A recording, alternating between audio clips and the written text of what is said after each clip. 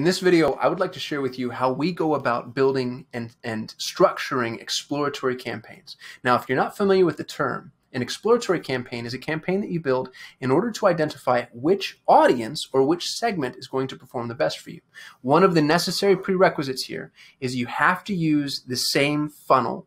And what that means is the same ads, ad collateral, ad copy, videos, landing pages, offers, etc.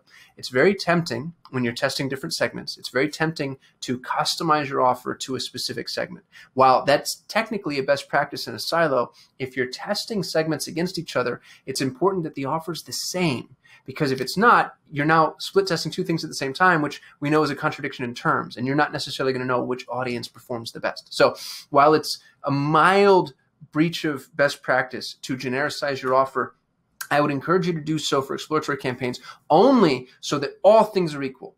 And if all things are equal and then you run to multiple audiences, now you have the opportunity to really see what works. So let me show you how it is that we built this campaign. The first thing I actually want to show you is we're using custom audiences. So if I go up here into Audience Manager and I click on Custom Audiences, you'll see the way that we built out these audiences. Now, you can ignore the nomenclature. This is a custom nomenclature for this particular campaign, but you'll notice that we've got names here.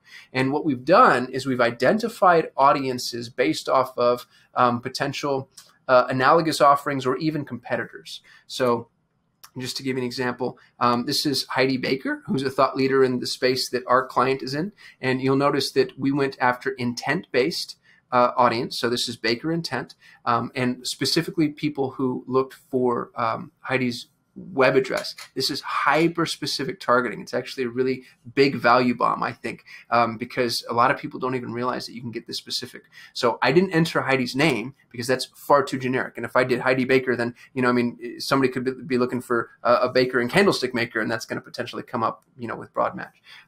What this does is it allows us to get far more specific. You'll notice that the weekly impressions here seem pretty high given, how small a segment this is. I don't necessarily trust these numbers, but I can tell you that this targeting tends to work really well for us.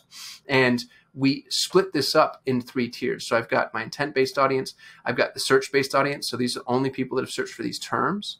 And then I have the website. So people who have browsed websites similar to, and this is my least favorite, to be frank, because it tends to be the most expansive. But you'll notice that I did that with multiple thought leaders. And each of these thought leaders is in different ways, in their own ways, analogous to the client that we're helping to market. In addition to those, I also have search. So our particular client is marketing a product that's related to these particular keywords. And so we went after key phrase targeting, key phrase segmentation. And then we have our website catch-all, which just lists a collection of different websites that people may have visited that are similar to the offering that we're pushing out. So it's important for you to know that these audiences exist, because what we're doing is we're creating one campaign for each thought leader and then a different ad group inside of that campaign for each of these segments. Let me show you what that looks like. So if I jump into my campaigns, you can see the campaigns that I have for each thought leader. And then here's the Heidi Baker campaign.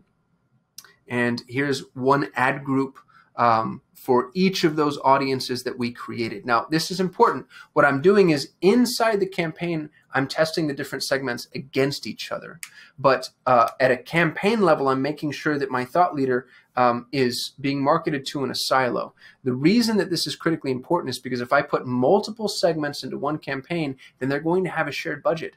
And you might find that a more effective segment for you is less aggressive or has less traffic, and so the less effective campaign or segment ends up eating up all the budget. So you want to make sure that you're separating things by campaign. It also gives you the opportunity, I think, to be a little bit more granular with your optimizations. You really get to see what works. So the decision that we chose to make with our exploratory campaigns is we take all of our audiences, we separate those out thematically, and then within the theme, you can have multiple audiences segmented just by the way you have chosen to segment the audience. But every campaign owns a theme, and then within the campaigns, the ad group breaks that theme up according to the way that you're trying to segment, because there are different ways to approach certain levels of targeting.